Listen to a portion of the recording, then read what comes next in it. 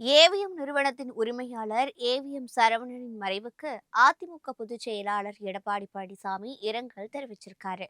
பிரபல தயாரிப்பாளராகவும் திகழ்ந்த ஏவிஎம் சரவணன் வயது மூப்பு மற்றும் உடல்நலக் குறைபாடு காரணமாக சென்னையில காலமானாரு.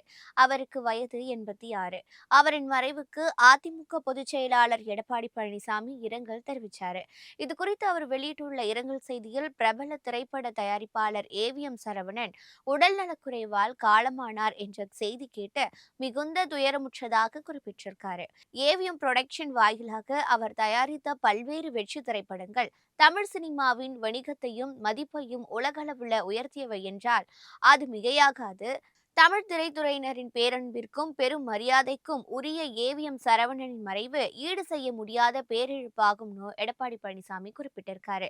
அவரை இழந்து வாடும் குடும்பத்தாருக்கு, திரைத்துறையினருக்கும் தனது ஆழ்ந்த இரங்கலை தெரிவித்துக் கொள்வதாக குறிப்பிட்டுள்ள அவர், ஏவிஎம் சரவணனின் ஆன்மா இறைவன் திருவடி நிழலில் இளைப்பாற எல்லாம் வல்ல இறைவனை வேண்டுவதாகவும் தெரிவிச்சிருக்காரு.